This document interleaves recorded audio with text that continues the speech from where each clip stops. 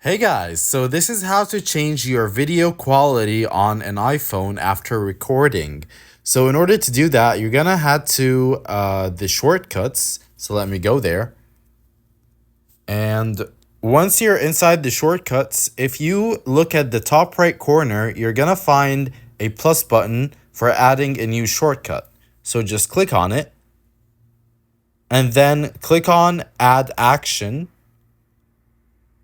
Then into the search bar, just type select photos. And once you see the option in front of you, just click on it. And then click on the arrow next to select photos.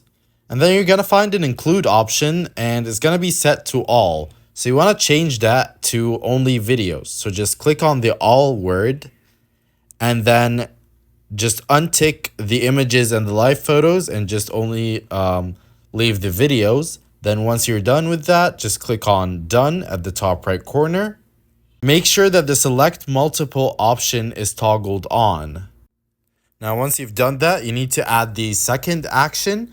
So into the search bar at the bottom, just type encode media and you have the option right there in front of you. So just click on it. Then click on the arrow in the encoding action and then click on the pass through and the size option. So just click on the pass through word and then choose 1920 by 1080.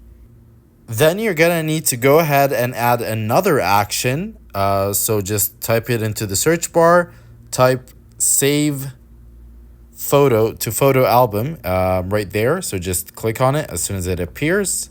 And once you're done with that, just click on done at the top right corner and you're all set. So in order to test this, just click on the shortcut and then select the videos that you want to convert. So I'll just do this video, for example, and then click on add at the top right corner.